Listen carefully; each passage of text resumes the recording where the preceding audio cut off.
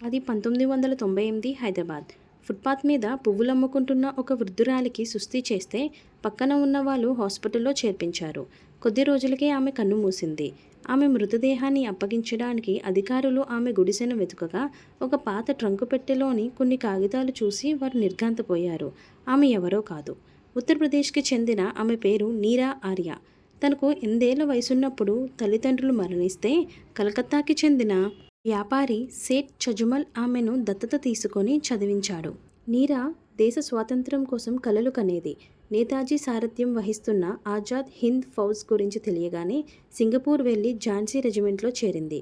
ఆమె ప్రతిభ చూసి గూఢచారిగా నియమించిన ఆజాద్ హింద్ ఫౌజ్ అధికారులు నేతాజీ రక్షణ బాధ్యతలను ఆమెకు అప్పగించారు. బ్రిటిష్ ప్రభుత్వంలో ఉన్నతోద్యోగి అయిన శ్రీకాంత్ జయరంజన్తో నీరా పెళ్లి చేశాడు తండ్రి. భర్త ఉన్నతోద్యోగి అని మాత్రమే నీరాకు తెలుసు.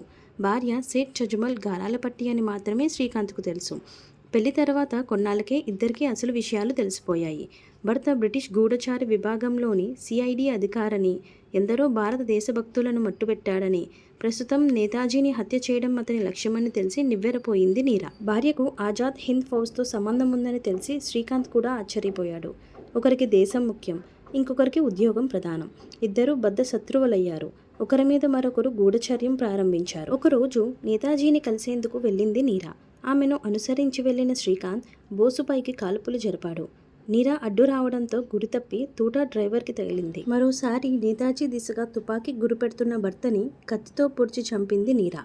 నాటి ప్రభుత్వం ఆమెకు జీవిత ఖైదు విధించి అండమాన్ జైలుకు పంపింది. సుభాష్ చంద్రబోస్ ఎక్కడున్నారో చెప్పమని నీరాను జైలు అధికారులు తీవ్రంగా హింసించారు. అప్పుడు ఆమె ఆయన ఎక్కడో కాదు, నా గుండెల్లో ఉన్నాడని సమాధానమిచ్చింది నీరా.